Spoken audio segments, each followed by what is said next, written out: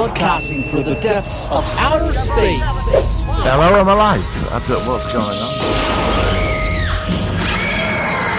By your command. Fascinating. Damn you all to hell! This is the Sci-Fi Podcast. Hello, this is episode 50 of the Solar One Sci-Fi Podcast. Michael Ball, Martin Fowler are on again today. Episode 50 already, which is quite amazing. We've been doing this for nearly a year, which is staggering because it doesn't seem that long ago that I was designing the graphics. We have a special guest this week, author of the Timberwolf series, all the way from the United States of America, across the pond, as they say. We have Tom Julian. Hello, Tom. Hey, thanks, guys. Great to be here. Lovely. Thanks for having me. Oh, thank you, and thank you for coming on. So we obviously, it was really good because, Tom, you sort of got in touch with us a little while ago, and you stated an interest on coming on and talking about, obviously, your background as in sci-fi writing, as well as enjoying science fiction. And we managed to obviously have you on this week. So thank you very much for spending your time with us. It's certainly going to be an interesting show. So let's quickly ask you, first of all, Tom, how are things where you are? How's your part of the planet? It's chilly and windy today, but that's the least of our problems. So I live in the United States, and we've got the COVID ravaging here, and I live in the state of New Jersey, right, which is got a lot of new cases happening. Maybe not as bad as the rest of the country, but it's still pretty crazy here. But so I work from home now and end up trying to stay safe and just bought an exercise bike so I don't have to, go outside. But yeah, very sensible. I mean, you guys aren't on lockdown at the moment, are you? Well, we're not really on a lockdown per se. It's just there's lots of regulations in place about bars and restaurants and wearing masks when you go places and such. New Jersey, really, we've always had a mask mandate. For being in public. Yeah, so it's not anything much new, except schools and things like that are closed and workplaces are closed. Like if you work in an office, it's basically you're working from home. I've been working from home since March. Really? Which has been it's been crazy. I work in pharmaceuticals, and I knew that things were pretty bad because all the doctors and scientists are running around the building in the beginning of March, very concerned about everything that's going on. And even when we only had 20 cases in the United States, I knew something was up. And then I wasn't surprised when they shut down everything. Yeah, my wife's also in pharmaceuticals as well. She teaches at the local university and stuff, and she was the one. I remember it very clearly when we first heard the news of this thing in China, of this new sort of virus, which they hadn't really fully identified yet, but they were alarmed. And here we are, sort of 11 months later, and of course it's literally turned the world upside down. Just for info, we are supposed to be on a sort of lockdown at the moment. We are on lockdown, although our schools and universities are open, which is quite odd. So it's funny how our respective countries are all doing things slightly differently. But with these new potential vaccines coming, I mean, it's hopeful that the light is at the end of the tunnel, shall we say. Fingers crossed, in the next few months, we can start to have some semblance of normality again, which is all what we're all just waiting for very patiently. Martin, let me ask, how are you doing? How have you been doing this week? One of them crazy days. It's all just gone wrong today. But that's life under a pandemic and lockdowns and strange politicians and political situations, and they blocked my video globally, which I'm not happy about, and I've had to re-edit it all again. So, do you want to give us some information? What was exactly blocked? And why? For my Could Have Been a Classic series, I watched a couple. Well, I've been watching Nightman. I've not heard of that. Nightman? Never heard of it. Yeah, well, it's a really cheesy series back in the 90s. Okay. He ran for 2 seasons, this guy in a rubber suit. Well, he got the power of the universe. He can smell out evil. Okay. That sounds interesting. He can smell evil, yeah. You can sense it. He's got a suit where he can fly. You can tell he's on a crane when he lifts off. Yeah. And they've got these just baddies in it. But he's a jazz saxophonist playing in a nightclub. And he's got a flash car and he's called Johnny Domino. Okay. Well, I don't know. Yeah. I don't know if I'm ever going to see that one. I mean, I saw something. Called... Well, it's a bit cheesy, but there's something about it. Yeah. But the thing is, you know, something there. I'm like that. I mean, I saw a film with Warwick Davis called Leprechaun in Space 4. That was a very bizarre film. That was a very bizarre film. I like Warwick Davis. Obviously, I've known him from things like Star Wars and Doctor Who. But he played this leprechaun in space. And, yes, it was quite a bizarre thing. I'm shocked that there's a Leprechaun in Space 1, let alone 4. Yeah, I didn't. I just... I saw I only saw number 4 myself because it said it was set in space. It was this YouTube thing going on about these sci-fi films that you should have checked out even though they're really cheesy. And it was bad, but it was definitely worth a watch. So I'm glad I saw it. But I don't think I'll be going to Leprechaun 1, 2, and 3. Let's put it that way. I don't think. I think the one will do me. Jennifer Aniston's in the first one. Oh, is she? Oh, okay. I didn't know that. Yeah. I never even heard of it. Never even heard of it. Where do you think Leprechaun 5 would go? Well, I mean, spoilers. At the end of Leprechaun 4, he was blown out into space out of an airlock, and then he exploded, and then his hand turns into the FU finger sign, and then he floats off into space, and that was the end of it. So, well, can I ask you a question? How does the leprechaun get into space? I don't know. Well, he at one point he gets peed on and dies, and then he enters into the man's body and bursts out of his lower area. What? Yeah, it's the most. Hang on. You're telling me. I'm not joking. Right, you're telling me, right. It's 6 o'clock UK time at tea time, right? Yeah, you're I telling know. me, I know. right? That's what I saw. That somebody peed on something and he came flying out. Yeah. Entered his body. Somebody's wee and popped up in his spaceship. Yeah. Go to another planet. I'm not making it up. Look at it. Google it. I promise you, I'm not making it up. It is a very. And I thought Warwick Davis might be in a slightly better film than that, but he was the. But as an actress in it, she was actually on Star Trek Voyager. There's an episode where Kez it's Kez in the future. She's very old, and then she starts going back in time to a younger point in her life. And in that episode, the other actress was her daughter. So I recognised her from Voyager, but I don't know anything more about this film. It's very bizarre, but it was a film I thought, what the hell? Let's give it a go. So I did. And, I'm gonna have to watch this now because I want to know how a leprechaun came out in a load of wig. Well, how did he end up inside somebody? I don't know. It wasn't very clear. It didn't really sort of follow science fiction in a very competently written way, shall we say. What can he do? What I don't know. It's like a supernatural thing. It's like Freddy or Jason. He's kind of like when you kill him, he comes back to life again. And there's one point where he gets blown up and then he reforms into the leprechaun again. And Warwick Davis doesn't do a very good Irish accent either. It's an amazing film. I think that's definitely one. You know that I'm going to have to watch this now. I don't know if Warwick Davis is in all of them. You've made me endure 2 hours of my life to watch 1 hour 38 minutes. Tom, have you ever seen? Have you ever seen Halloween 3: Season of the Witch? Many years ago, probably like 30 years ago. Well, if you remember, it's the only Halloween film where it isn't actually Mike Myers. It's about this guy who has these masks, as you would say, and it's he wants to sort of have this sort of like activity where he kills lots of children with this. It's a bizarre film, but I think it's a classic. But Martin wasn't very impressed, so I don't know if you've seen it. I thought it was good. But my mate watched it. Actually, he said he watched it on a Sunday night. And do you know what he said about it? What? He said it were perfect for pointless viewing on a Sunday night. He quite enjoyed it. I thought it was good. I love it. He actually defended that film.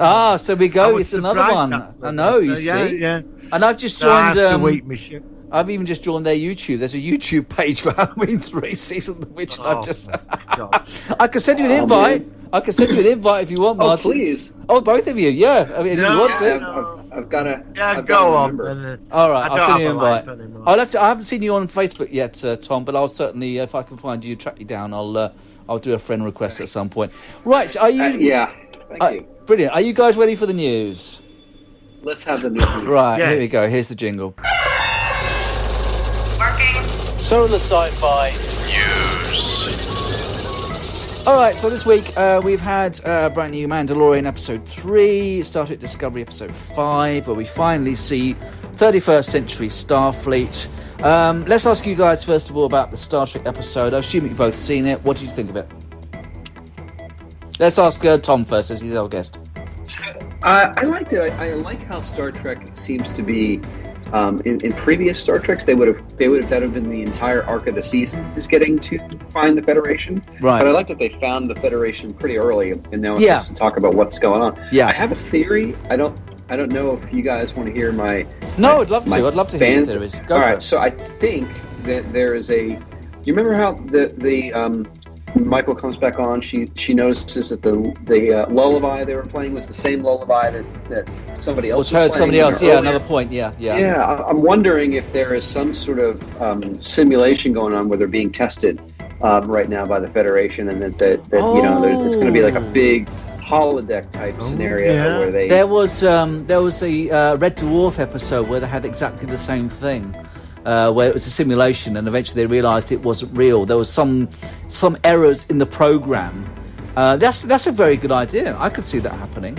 Honestly, I don't know if it's a good idea. I think it's overseeing. Go on, That Mark. theory could hold up, because when Michelle Yeoh, the Empress, when she starts blinking her eyes and them holograms, Holograms are sort of fading in and out. malfunction. Yeah. Yeah, that'll cloud back of that, as well. Yeah, but then would you think of it as a cop-out then if that was the case? Because of what they're building up, it could be reset. So unless what they're showing is similar to what the 31st Century Federation is, I don't know. It's certainly a good idea. It's too early to tell. Yeah, You know. Well, and then I'm not end sure. of the series. At the end of the series, we get Riker go switch off holodeck. Yeah. A la last Yeah. episode of Enterprise. Right on the final episode. I still like the All last there. episode of Enterprise. I don't care what anybody says. I know it was a bit of a cop-out, but I still thought it was quite cool. Certainly interesting. I know that the new Trill, she's not a Trill, but she's got a symbiote. She's going to be continuing. I know that this week's coming.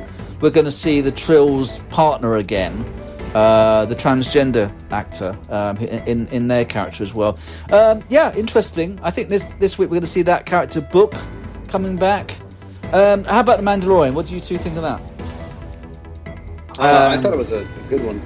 Did you? It was very action packed, and it sort of seemed like a bridge episode where they had some level of action that was kind of getting to the next phase. I think from my perspective, what I like about the this series is, although there's a sort of loose arc, what I like about it is that you really can, if you just fancy binging half an hour or 40 minutes of Star Wars, you could delve into any episodes, and relatively enjoy it, and then just put it away, and then go to another point. I'm really, really blown away by the series. I think it's done so well already, and it's not even been on for 2 seasons yet. I love it as well. We had the Mandalorian character from the Clone Wars in this episode, played by Katie, what's her face from Battlestar? Katie Sackhoff, Yeah. She was good. I thought she was very good. And next week, Ahsoka apparently might be in it. The actual. How do you two feel about that? Have you both seen Clone Wars? They've set up the next 5 years with that one episode. Have you seen all of Clone Wars as well, Tom? If you see the whole Clone Wars, you know what's I'm going on. catching up. I've because only seen the first season, and it's what slightly out it of order. is that there's a lot of weird stuff with the planet Mandalore and the Black Saber, that Imperial guy had. Yeah, The and that's Black a very Lightsaber. important factor, isn't it, in their That culture? That is the centre of their entire culture. Yes, that I've learnt saber. that. I've learnt that. And with Asaka, what is it, Asaka Tano? Yeah, absolutely. She's massive in Clone Wars. and That's right. Rebels. Yeah. That's right. And he's gonna. It looks like this could be going where the liberation of Mandalore. They're going home. Do you both hope it's a long, do you both hope it's going to be quite a long-term series to really just? Because I think I'd like it to be on for like 5 years, even longer if possible. Yeah, I just love it coming on. It's like every time I watch it, it it's one of those rare cases where, to me, it feels like I'm watching a film. It's the production. Yeah. It just feels so solid, and it's just more and more learning about the Star Wars universe, completely adhering to the continuity of previous films. And I'm absolutely blown away by it. I honestly hope it goes on for a long time. It's just the whole setup of the cinematography, everything about it is just spectacular. It's so solid. It's so solid. It's stunning. So- The visions of the deserts, and there's something about I this. know, something magical about it. Yeah. The guy that did the cartoons, Clone Wars and Rebels, Dave Filoni is the executive producer of it. So it's the same vision. It's the same And also, storyline. these are written by Star Wars fans. These are people who really get what Star Wars is, and they have got it. They've nailed it. And it makes me feel very confident for any other productions like the Obi-Wan series or the character from Rogue One series. I can't wait. Bring it all on. I think it's a real highlight for me. Well, the thing is, with all this, I mean, now what they're showing the universe, I mean, why didn't they put these people on the last 3 movies? Well, I can't. God, you're right. They would have created the 100% vision. right. What they've created in 45 minutes is just...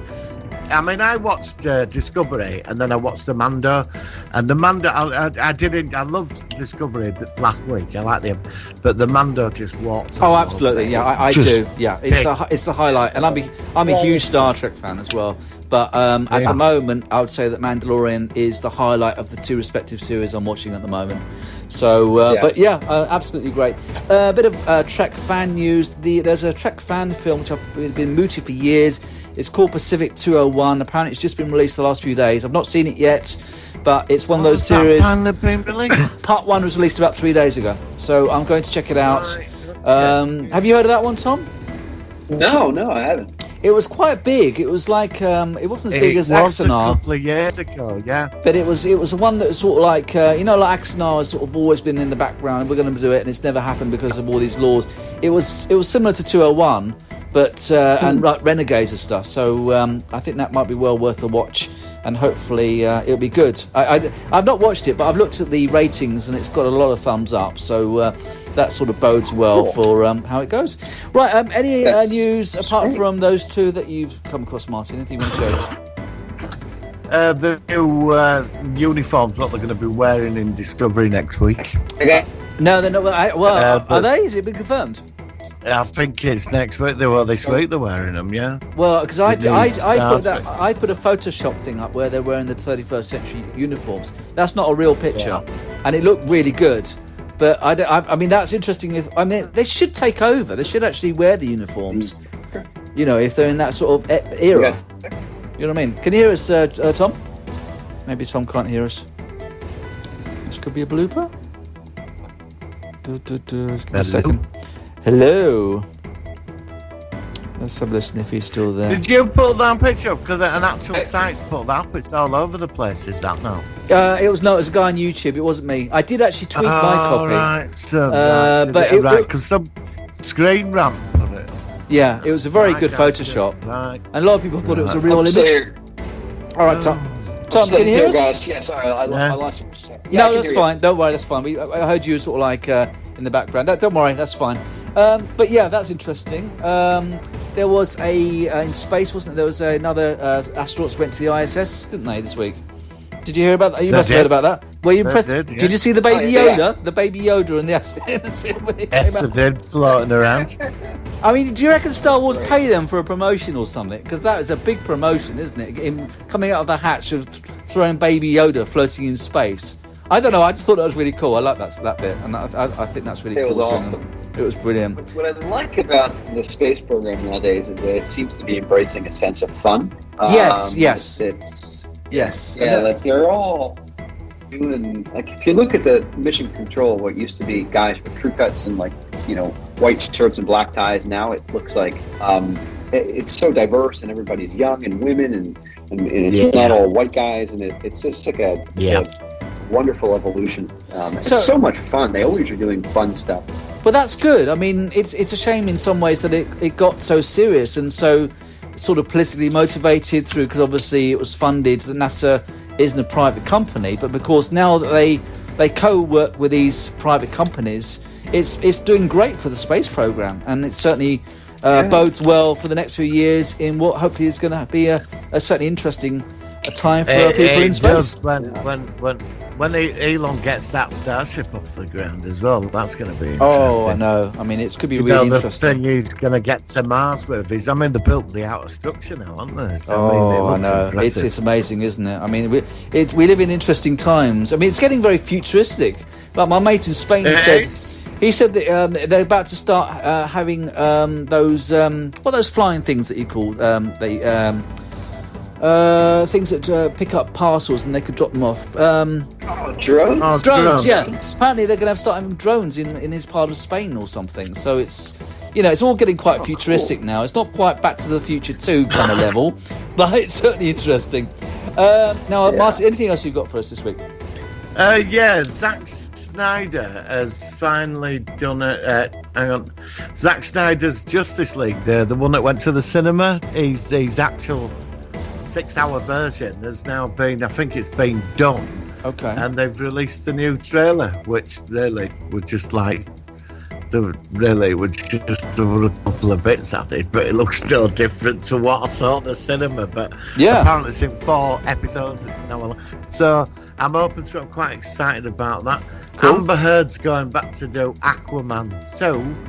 And some comical news, some sort of Star Wars-ish. John Boyega would play James Bond, but only if Steve McQueen directs it, and that's from Total Film. Okay, well, you never know. I mean, like I said, they may bring him back. Oh, I don't know. All right, that's cool. I haven't got any other news my end. Anything else from you, Martin? No, that's this week's news. Yeah, I think we're pretty much. No, that's all right. Again, there's things.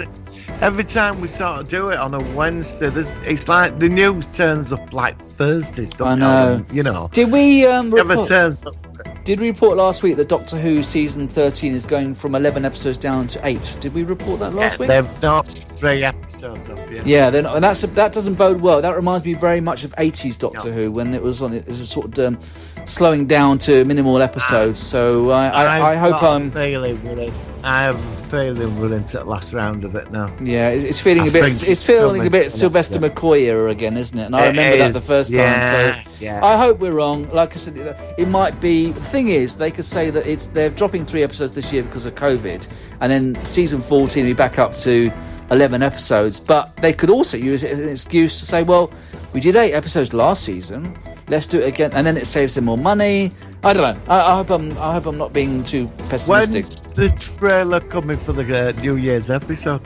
It's Children in Need, is it, for the thing that we have in the UK on the 23rd of November? Actually, it's nearly.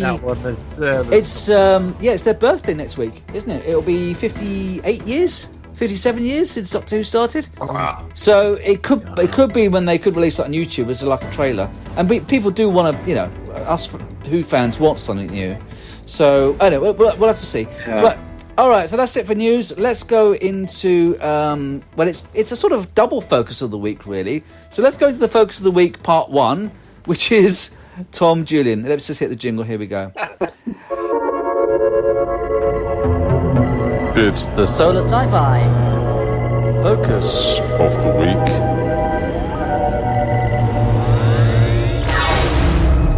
All right, Tom. Well, thank you for coming on. We wanted to talk to you first of all, obviously, a bit about your background, and we've been looking at some of your books that you've released on Amazon.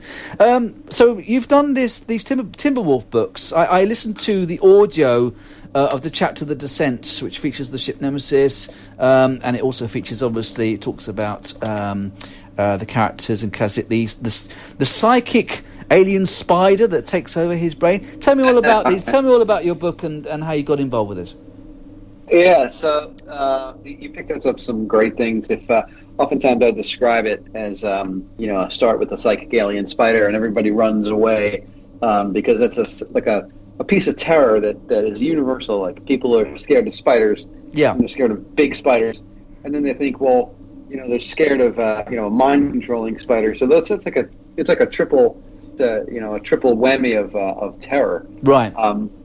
So that's sort of the bad guys, but in a way, the the bad guys are not the spiders. The bad guys are the point of the book is that humanity has kind of rampaged across the galaxy in a series of wars to wipe out other alien species. Right. And then when we finally got our nose bloodied by the spiders, by the Arnok, and now we're in a sort of state of needing to be in a state of peace. Right. And so we end up with an agent of an organization called the Department of Peace Enforcement, which is sort of the space CIA in this book, and they're responsible for making sure that the religious crazies and the warmongers don't take us back to war against the spiders.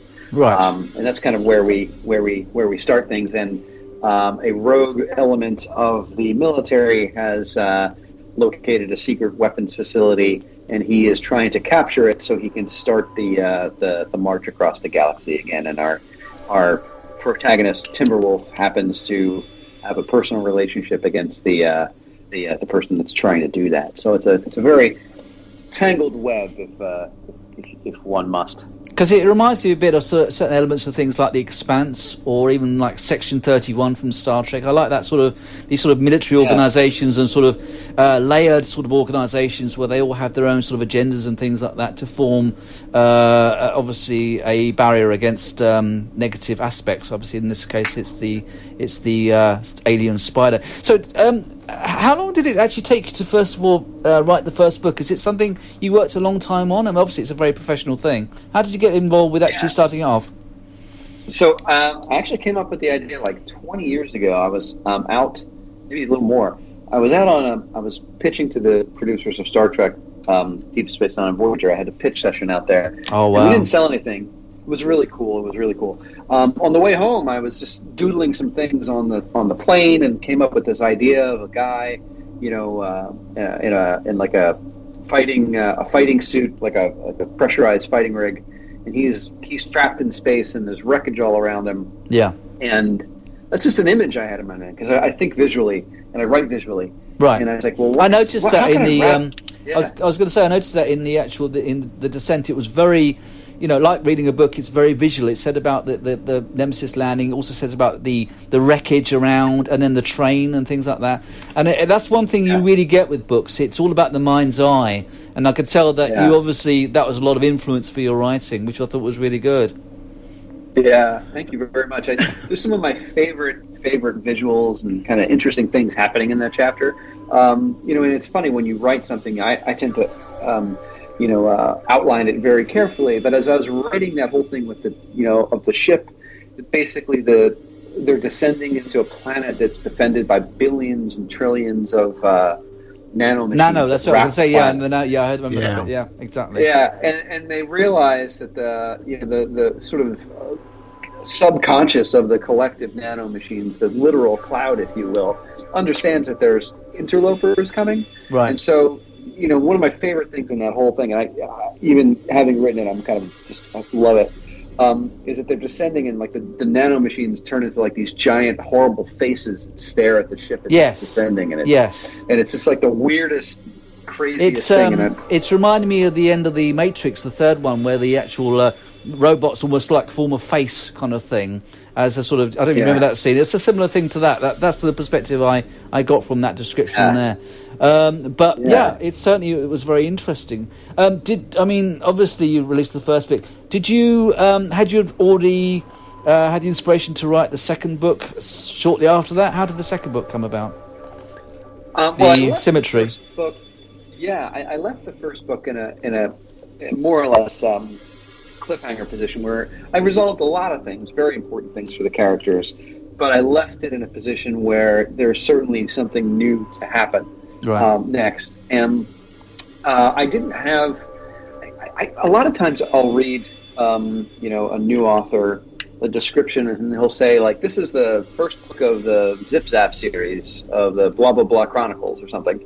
And for me, I'm like, I'm not going to write Timberwolf as if it's going to be the first of anything. I'm going to throw everything at the wall. Yeah. And this book is going to be, when someone's done reading this book, they're going to think that they got their money's worth, and it was time well spent. But I did leave it.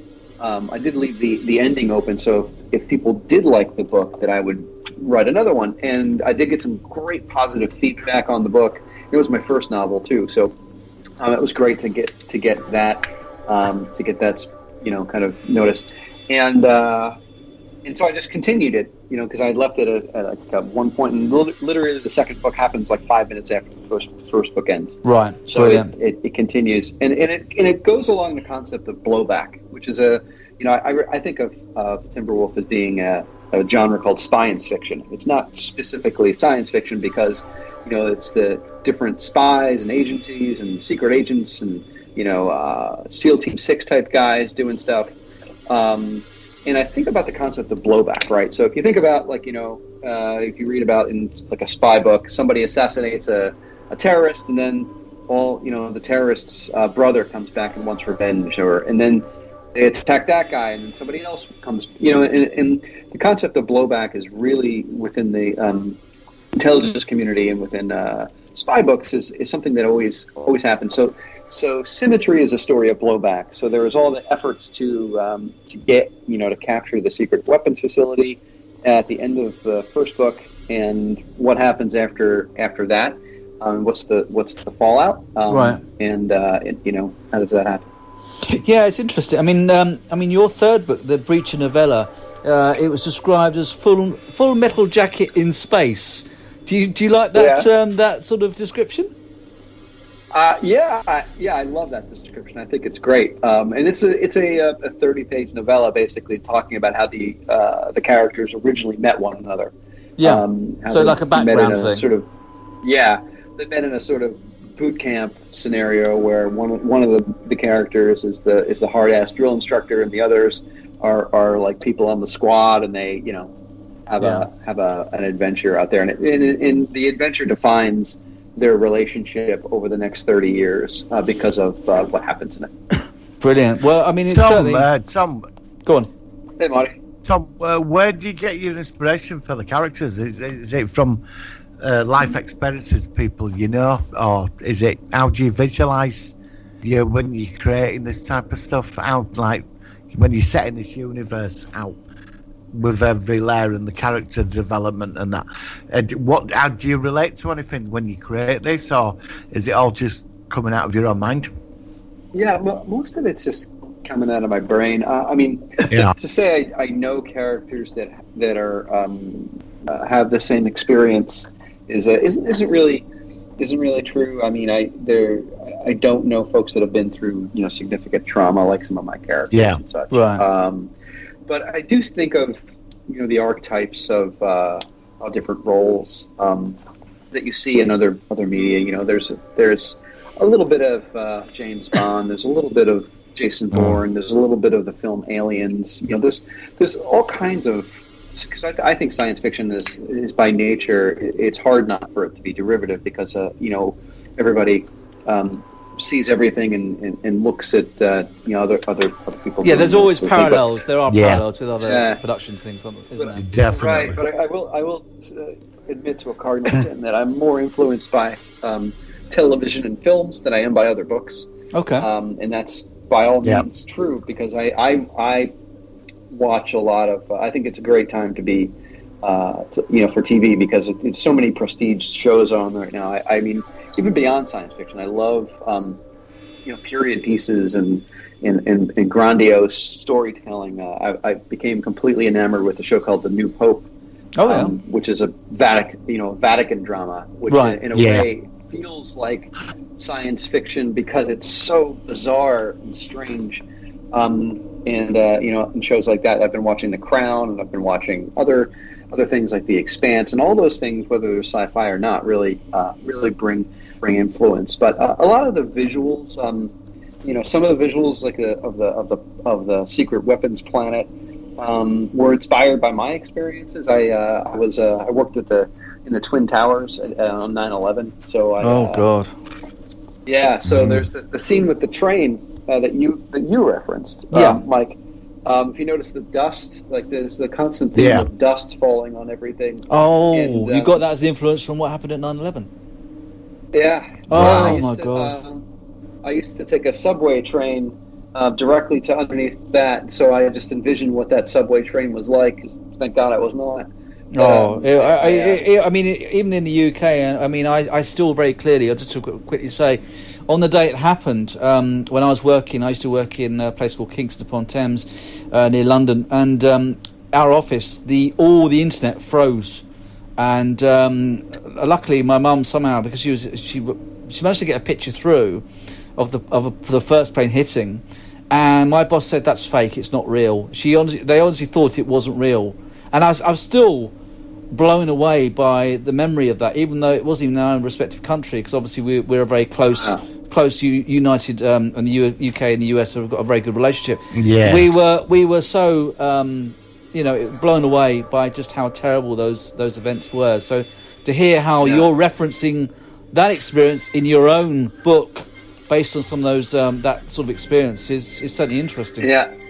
Yeah, and even the concept of blowback of like, attacking Afghanistan and all this war that we've had, it doesn't end once you withdraw. There's always the next guy that comes along. So I guess I could say that the themes are influenced by the last 20 odd years of history that the world has experienced. And absolutely. The concept of there's no black and white, right? So one criticism, somebody gave me a 1-star review, and I should have sent them a Valentine and flowers for writing this, but they wrote that they were frustrated by the book because they didn't feel that there were any clear good guys or bad guys, and I was like, man, but do you have that in real life though? Sometimes, I mean, sometimes people in the middle. But the grey area that is reality. That's what I was saying. That's a that's a true aspect of we life. were brought up on like films that you got your baddie and the hero, and very distinctive. Very distinctive. But of course, in real life, we had years of that. And then it changed in the 90s. Suddenly, things got more grey, and like The Expanse is a good example. The Expanse is a very good example about that. Babylon 5, another one. Absolutely, and that's Sopranos. Yeah, I've not seen it. I'm well aware of it. Yeah. But, I mean, I saw where the bad guy is the hero. It's kind of amazing. Breaking Bad's a good example as well. That's a great example where the bad guy is the hero, and that sort of cold calculus of some of the main characters that have jobs that require cold calculus. You think about, like, is the head of the CIA who's ordering drone strikes? Is he not going to be a bit of a cold guy on the inside? And to me, I love that idea that we're talking about situations where the themes are bigger than the people, and that that there may not be a black and white situation. And a lot of it, like you had mentioned in the beginning, the giant spiders are definitely the bad guys, right? Yeah. Well, they are pretty bad. The things they do physically and the way that they attack people and fight back are pretty bad. But also we're pretty bad. So it's a clever way of balancing up. They made a horror film in the 70s. I forgot, it was something called the Club. It was a British Hammer movie. I forgot what it was called now. And all the monsters and the demons are all in a bar. And the film tells a different story about each monster with a human. But it finishes where all the monsters are looking at the one human in the bar, and all of them, and they say, well, we're not as bad as you, are we? Because the human, it's genocide and mass. Peter Cushing's in it. I forgot what the film's called, but it's all like Dracula and Frankenstein. They just say to this guy, but he said, we don't kill millions of people, do we? And it just finishes there. It's all on this human, which was genius. But then again, you get awesome. You get like parallels. I mean, there was a 70s BBC series called Survivors, which was remade in the. And now, how you watch that? And obviously, in that series, it was a greater extent to our real life experiences this year. But you watch Survivors, especially the first episodes where loads of people are dying from this virus, and of course, it's strange that sometimes science fiction can, in some ways, become science fact. And I think that's certainly interesting.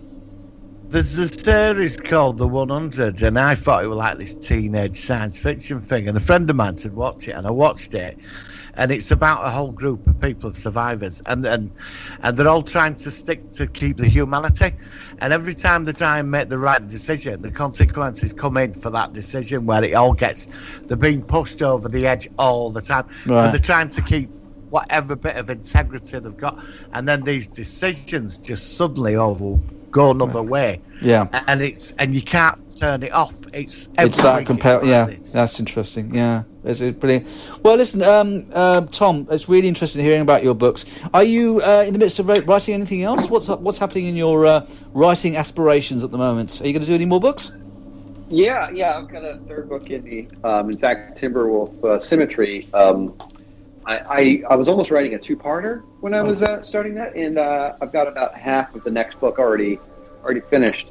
Brilliant. So I'm really excited to bring it full circle and you know. Are you are you going to bring the story to a resolution, or are you going to keep it open, or haven't you decided yet? I can't say. Oh, okay. Fine. No, that's fine. It's your universe building. I think for me, as you could tell, my style would be to leave part of it open because, you know, life goes on. I don't want to wrap it up like the in reality. Yeah, I get what you're saying. Yeah, I understand. Yeah, that sounds very interesting. So, is there a sort of scheduled time for it to be released, or are you just going to see how it goes and it's going to be ready when it's ready? More the latter. I'm waiting for. I was thinking, you know, do I just dive in and start writing the next book right away after this one came out? But I have a lot of it done, a lot of it outlined. But I really do want to soak up what the audience thinks of the second book. Yeah, and, absolutely. And take a little bit of break and get a little perspective on it. I'll probably, you know, I say that, but I'll probably write a lot over the American Thanksgiving holiday coming up next week. Yeah. But I'm not in a hurry to do that. I'm just do what's right for you. So to obviously give you information, it's out on Amazon. Tell us where we can get copies of it if you want to obviously check it out. Yeah. Just go to you could go to tomjulian.com actually, and it'll take you right there. Brilliant. Or you could just Google it on Amazon or Google Timberwolf Symmetry, and you'll find it, and it's great. The first book is available print, Kindle, and audio, and the second book is available in print and Kindle. I didn't do an audio book yet for the second book, but I hope to. Okay, brilliant. Well, obviously, when we release this on YouTube, I'll post links, if that's okay with you, on the actual YouTube, and obviously, hopefully, that will give some further interest to your writing expertise. So, thank you for that. Yeah, I love it. And go on. No, if anybody, also post my Facebook up there too. If people want to hassle me, I love hearing from fans, especially if they have great questions. Again, like the woman who hated the book, I had the best conversation with, just because it's fun. Because, you know, I try to give people what they want, but not necessarily the way they want it. Yeah, that's the very mature way of doing it. You're open to obviously different people's perspectives, even if it's not necessarily what you wanted yourself. So I can appreciate that. That's certainly interesting. Absolutely, mate. Absolutely, it's great. Thank you guys very much for having me aboard. Oh, that's thank you for coming on. I mean, we were going to go into the focus of Doctor Who 11. Are you okay to stick around, or what's best for you, Tom? Yeah. I just need 30 seconds to check in on my son, and you guys start, and I'll join you in a minute. Brilliant. Okay, well, let's hit the jingle, and we'll see you in a minute. It's the Solar Sci-Fi Focus of the Week 2.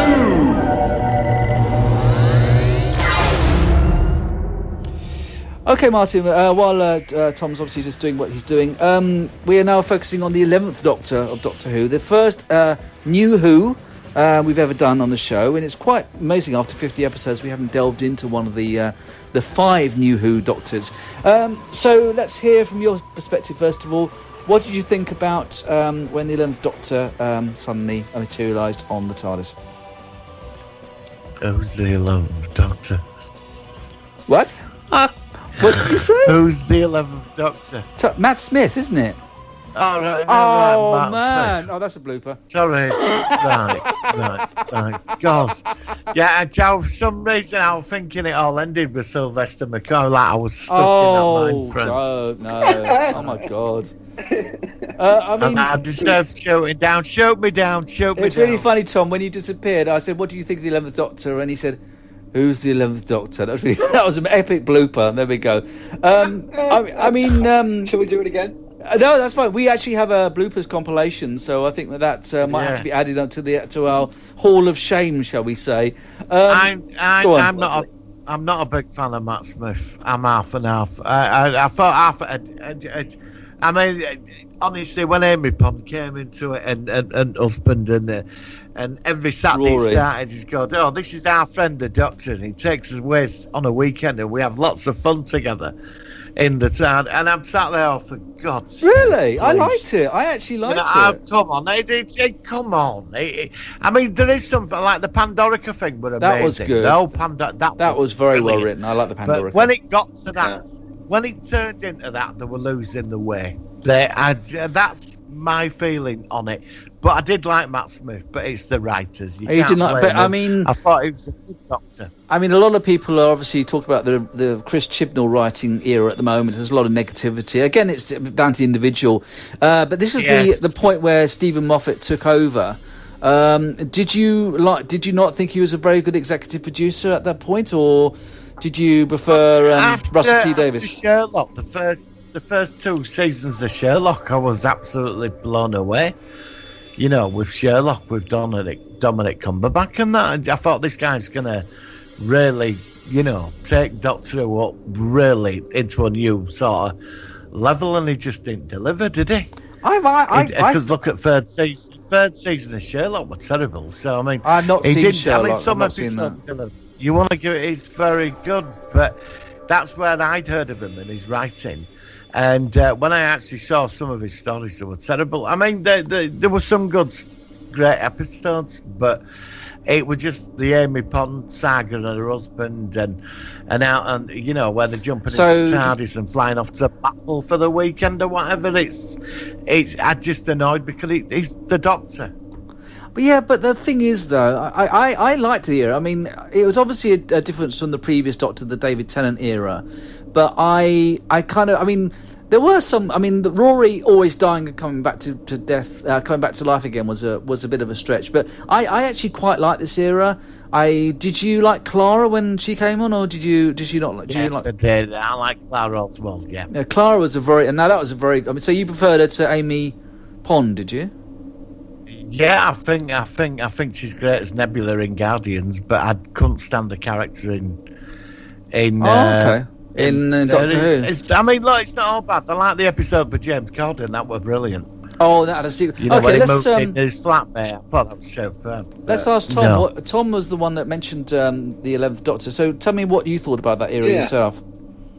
So I it was my first introduction to Doctor Who, and I kind of just loved that.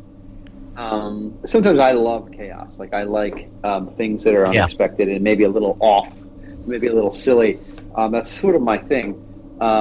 So I really like the chaos that they would throw. Yeah. The 11th Doctor would throw out, and he would sort of tell you like some of the stories felt like they were putting a puzzle together. But like a jigsaw, like showing you that. Yeah, but they were like showing you at the end of the puzzle or beginning and throwing it together. Like I know it's just obvious, but the day what is it? The Impossible Astronaut one where they beat the silence. Yes, the silence. And the silence. That is one of the most clever things when they have the moon landing, and it says you should attack us all every time you see us, and that's what they. And so the silence basically exterminates itself. I thought that was so clever. I didn't see that coming. And that was one of the first things I'd ever seen on Doctor Who. I just jumped in and saw those 2 episodes and was like, wow, this is pretty cool. And I just kind of watched it again and sort of from the beginning and saw like the sort of arc that felt like a fairy tale because, when the Doctor meets Amy, she's a kid and she doesn't believe that he really was there, and he comes back later. That's right. and it's very, very much like a fairy tale. And it's kind of, for me, I enjoyed it. And I enjoyed it. I liked it a lot. Yeah. What do you think of Amy's the end of her story arc, where technically she died of old age because she went back to New York in the 1920s, I think it was. So I thought her exit was very good. Actually, it was sad, but she had a very happy life. I thought they got trapped within that time. They got left in dimension. New York they were back in New York in the 1920s. They were in a time bubble with them angels, weren't they? He couldn't get them out. Well, the angels sent them back in time, but where they went, the Doctor couldn't go back to get them. So they lived out their life in America, and then they died of old age together. I thought it was quite a good ending, actually. I thought it was quite poignant. Another thing I was thinking about with this era, of course, is that the Matt Smith era was during the 50th anniversary. So we had the two Doctors, the David Tennant, Matt Smith, teaming up together, which I thought... Did you like the anniversary episode? Either of you? I loved the anniversary. I loved it. I was in Trafalgar Square the day unit, where the TARDIS came down on the crane. Did you see it? Did you see it? That day. Yeah, I've got pictures of it. Yeah. Oh, I'd love to see that. That was awesome. Yeah. I'd love to have seen that. That must have been brilliant. I thought it was a very good anniversary episode. Actually, I thought it was very. I like the fact that there was this unknown Doctor that we'd not seen before. The War Doctor? Yeah, the War Doctor. I thought that was very clever. That was cool. James. And then, of course, the episode after that was the very last one with Matt Smith, where, of course... so when Peter Capaldi turned up, I assume for you, Tom, it was your very first regeneration you ever saw? Or did you not? Did you not see that one? I'd gone back and watched the David Tennant end of the David Tennant after I got into the Matt Smith one. I went back and watched the David Tennant transfer. Right. It's very cool because you don't even know what's happened to him like a bunch of times. He always seems like he doesn't know what to expect or what's going to happen to him. Right. And especially the 11th Doctor was supposed to be his last regeneration. That's right. The 13, the regeneration limit. Yeah, exactly. Yeah, so. And then they broke the rules there, which is fine. You know, it's sort of like I remember a lot of people were moaning about how the Doctor, it's supposed to be his last one. They've always said that. You know, it's Doctor Who. You've got dinosaurs on spaceships and crazy stuff going on. Yes. Actually, with Time Lords, apparently they can go beyond it. Apparently, why there's only 12 regeneration. It was apparently set, they start going a bit mad, the older Time Lords. So that's why it were limited to 12. Yeah, but of course now in recent Doctor Who they've completely changed it. I mean, apparently the Doctor. Yeah. I mean, that's the endless child and all that. Yeah. Have you seen the Endless Child storyline? I don't know if you've seen that yet, Tom. Which one's that again? It's the most recent episodes where we actually supposedly get some much more background on the 13th Doctor and how she originally started off, and she wasn't on. Have you? I don't want to give you any spoilers if you've not seen it, but there's some big twists coming up. It was very good. I gotta watch those. I haven't really gotten into the 13th Doctor. It's funny with Doctor Who. It's like people like the Doctors they like, and then they don't necessarily bother to watch all the episodes of the other Doctors. Yeah. So I need to watch. Well, I won't give you any spoilers, but if you watch it, you'll find some interesting aspects. I mean, it took me a while to get into the 13th Doctor. I definitely think that she's one of my lesser favourite Doctors. But again, if you watch the end of the most recent episode, there's a big twist which I won't spoil for you, but you certainly will find it interesting. You know what's funny about it? I just didn't feel that. Maybe it's because of the Matt Smith era had even though at times it didn't work and it was silly and unpredictable, it seemed to know where it was going, even if it was going to get there in a crazy way. Yeah. And these the new one, the Jodie Whittaker ones, I'm always sort of, it seems very conventional, like the storytelling. It's like, okay, they're here, somebody gets murdered, they're the monster of the week, and it kind of cycles back again. And it felt to me like a step away from what I really enjoyed about the 11th. Absolutely. I mean, there is a 5-year story arc with this Doctor. Is there? Christian, there's a 5-year story arc. We're only a part way into it. Yeah, if it goes the full distance. So does that indicate that Jodie would want to be on the show for 5 years then? Well, they've signed her up for the next series. Yeah, but I mean, Well, normally in recent look, years, most of the recent Doctors have only done three seasons respectively. Well, So- she signed up for a series after the next one. So obviously. Well, she could the do following because it's a shorter one. So if she did that, then Yeah. the length of her being on the show would be a little bit more closer to the others. But there's a massive story arc unfinished. I don't want to tell Tom any spoilers, but you've seen it. And there is a massive opening still that things need answering. And Yeah. that's all Oh, I can say. absolutely. Yes. Yeah. We can certainly Yeah, say so that. it There's needs a to lot be of questions. We need a lot of answers and stuff. So. Yeah. Well, it's been certainly interesting talking about this era. Like I said, Doctor Who is a very strange beast because you can go to. I mean, I don't know. Have you seen much of the classic Doctor Who yet, Tom? I've seen bits of it, but to be honest, I don't think I remember too many of them. No, but be it's a honest. huge thing. I mean, literally. I mean, it went on for 27 seasons. There's a lot of content on there, and so if you want to sort of sign off another year of your life and just watch the goggle box or the TV, as we say over here, then you probably would take all that time for you to go through them all. But I mean, I've got every episode. I've seen every episode. And it's funny how each Doctor, it always throws the show in a new direction, and that's the problem. That some people, when it changes, they think, "Oh, this isn't what it used to be," but then new people come on and they prefer it to the older one, and it's a very interesting show. But not many shows have done that, where it can keep evolving, and it loses some people, it gains some other people, and then of course you get the big fans who like aspects of all of them. But certainly an amazing series, and I'm certainly glad that you checked it out. The interesting thing that every generation has their Doctor. Absolutely. Everybody's got, mine's for me it's Pertwee. Yours is Colin Baker, isn't it? Yeah, well, Colin Baker, Peter Davison. I like them both. I like 80s Doctor Who, not later 80s, not so much Sylvester McCoy.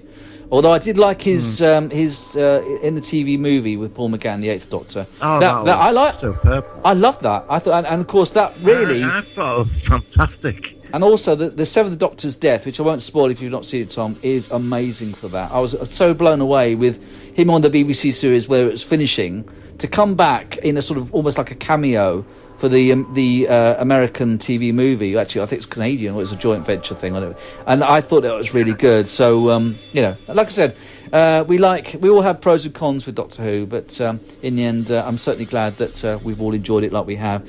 Right, guys. Yeah, absolutely. I think we're just about done, unless there's anything else you want to finish off with. Anybody else? Any other comments? Just that I will be doing a live show, Martin Sci-Fi Appeal, on Sunday at 5 o'clock.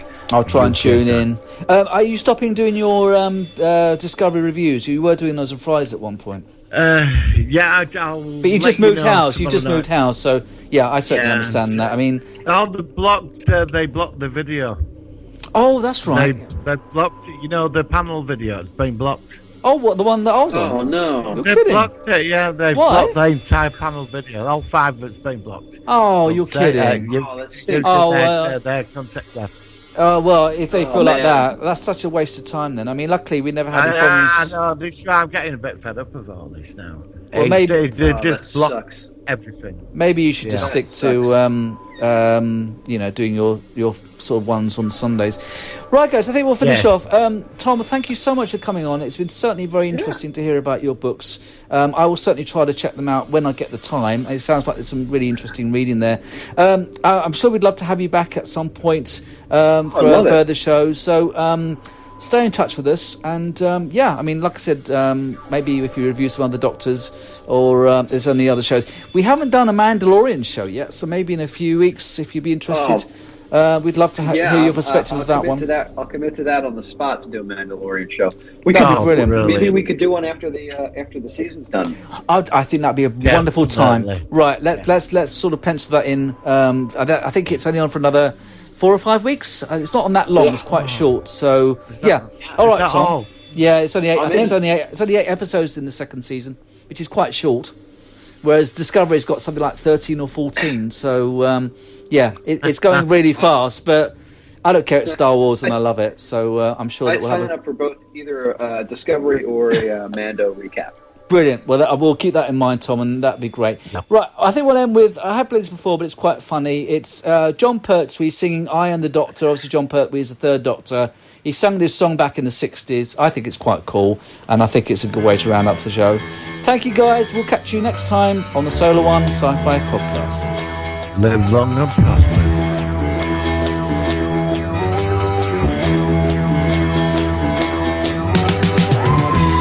Across the void beyond the mind, the empty space that circles time, I see where others stumble blind to seek a truth they never find. Eternal wisdom is my guide. I am the Doctor. Through cosmic waste the TARDIS flies to taste the secret source of life. A present science can't deny exists within, outside, behind the latitude of human minds. I am the Doctor. My voyage dissects the course of time. Who knows, you say, but are you right? Who searches deep to find the light that glows so darkly in the night? Toward that point I guide my fleet.